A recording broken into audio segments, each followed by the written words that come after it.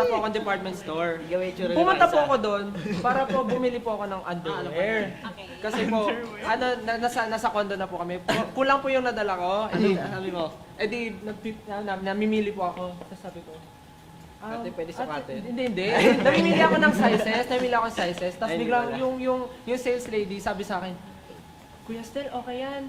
Okay po yan, bagay po yan. Sabi ko, Bagay?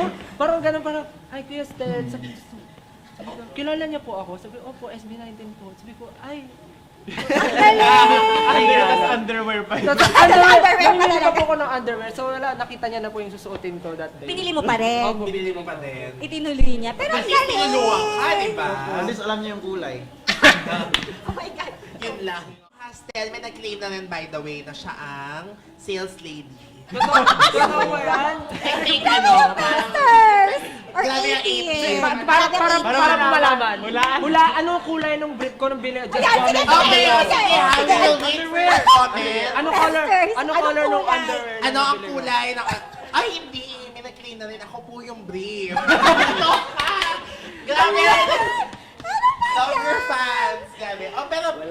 dahil i-comment nyo muna ha kung anong kulay. So, Comment down mapatunayan below. Natin natin. yan. And we will choose 10 lucky winners to... Ay, joke. Wala pala. Ano yung mapapalano na? Pero bago Yung yun, pre-one po ng concept namin for our hair po is underwear ko po, yung underwear ko. Kasi nauna po si Ken mag-red ng hair.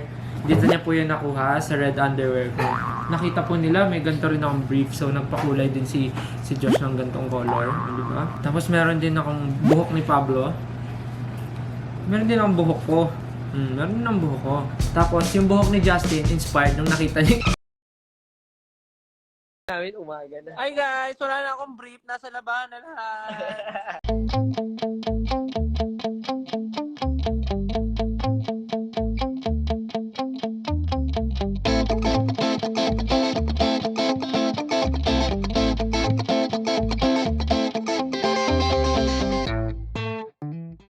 Nasutin mo. Opo, suotin ko na ngayon.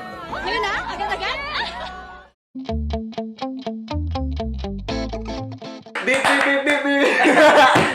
Junard, SB19 Junard.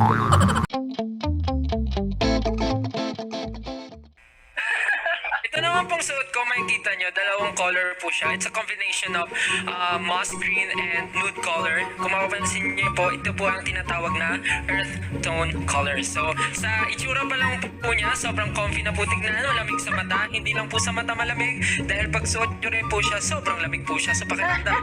Sobrang lambot po ng tela, madaling matulog, kahit saan ka magpunta, humiga, umupo, ikay makakatulog. At kahit ano po mag-grocery, makipagkita sa friends, mag-shopping, pumunta sa library, pwede ito. Kaya kung ako sa inyo, pumili na kayo. Maraming salamat. Wow!